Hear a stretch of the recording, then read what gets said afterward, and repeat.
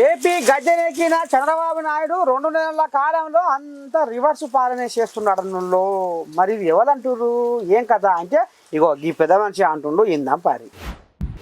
ఈ ఇంటి పేరు కస్తూరి వారు ఇంట్లో గబ్బిలాల కంపు అన్నట్టుగా తయారైంది ఏపీలో చంద్రబాబు నాయుడు వ్యవహారం అని జగను ఆంబాయం వెళ్ళబోసుకుంటుండులా.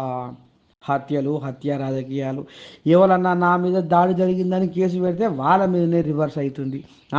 ఇక ఈ రకంగా చంద్రబాబు నాయుడు ఎందుకు ఇట్లా చేస్తున్నాడు మా అంటే ఇప్పుడు ఆయన పగ్గాలు చేరబట్టి 52 రోజులు అయింది.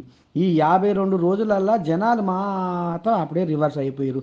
ఎందుకంటే ఆయన రివర్స్ పాలన సాగిస్తుండు కాబట్టి అని ఈ రకంగా ఎల్లకక్కుతుండులా ఆయాసము జగన్ అన్న ఏందో ఇందా పరి అసలు మొత్తం రాష్ట్రంలో ఈరోజు దాదాపుగా 52 రోజులు ఎన్నికల ఫలితాలు వచ్చాయి. 52 రోజులుగా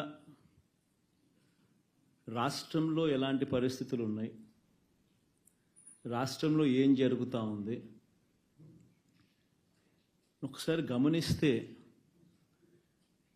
రాష్ట్రం పురోగతి వైపు పోతా ఉందా లేకపోతే రివర్స్ డైరెక్షన్లో పోతా ఉందా?